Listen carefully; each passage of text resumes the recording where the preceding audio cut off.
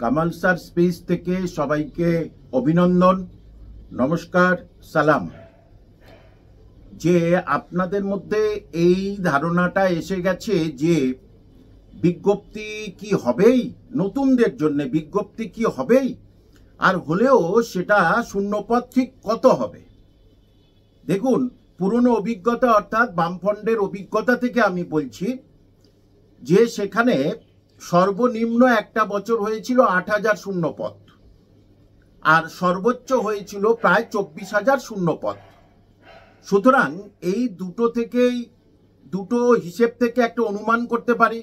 দেখুন, এখন কিন্তু জুনিয়র হাই স্কুল সারা পশ্চিমবঙ্গে 6,350টা, আর হাই স্কুল হচ্ছে 9,487টা, আর এইচএস হচ্ছে 6,777টি।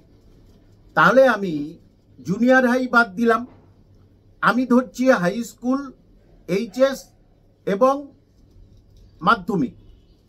এখানে যদি আমরা হিসেব করি তাহলে মোট 22,614টা স্কুলের মধ্যে যদি 6,350 মানে আমরা বাদ দিই আর কি, তাহলে প্রায় দেখা যাচ্ছে 17,000-এর মতো মাধ্যমিক এবং উচ্চ মাধ্যমিক স্কুল আছে। সেখানে যদি আমরা মিনিমাম ধরি 10,000, মিনিমাম 10,000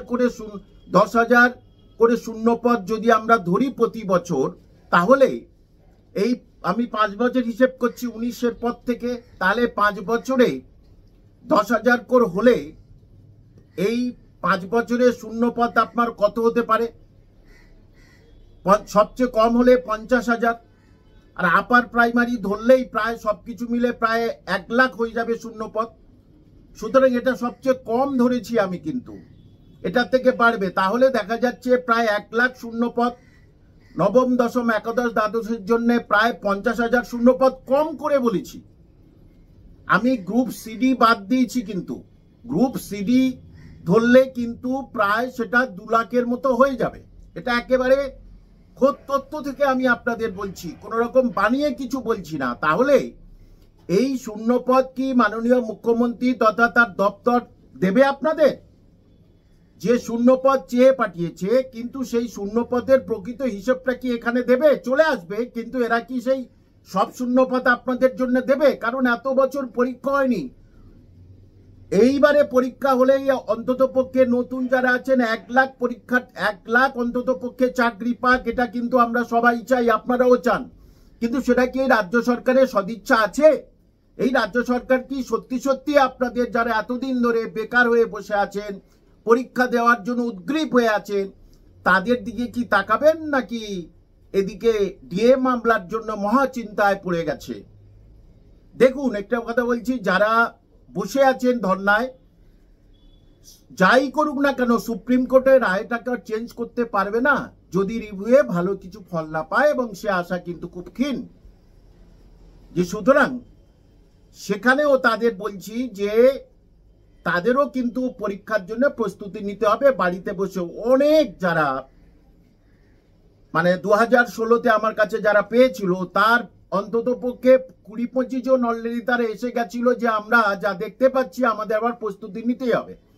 কিন্তু প্রশ্ন হলো, নতুনদের সঙ্গে আপনাদের নতুনদের সঙ্গে কি পুরনোদের এক করবে নাকি ওদের আলাদা করবে, সেটা এখনো পর্যন্ত কিন্তু চর্চার বিষয় হয়ে আছে।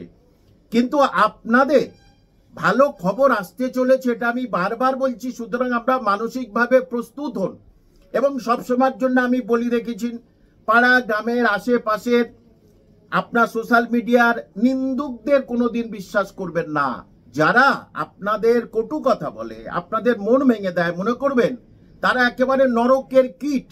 সুতরাং এই নরকবাসীদের সঙ্গে আপনারা কোনোদিনই কোনো রকম সম্পর্ক রাখবে না। তাদের তুচ্ছ তাচ্ছিল্য করে একেবারে ঘৃণা স্বরে থুতু ফেলে দিয়ে সরে আসবেন। এটা শিক্ষক হিসাবে আপনাদের কাছে আমার অনুরোধ, কারণ এতে আপনাদের মন ভেঙে যাবে, পড়ার গতি কমে যাবে। তাহলে এই হিসেবটা আপনাদের দিলাম, এইবারে আপনারা কিছুদিন অপেক্ষা করুন, বুঝতে পারবেন।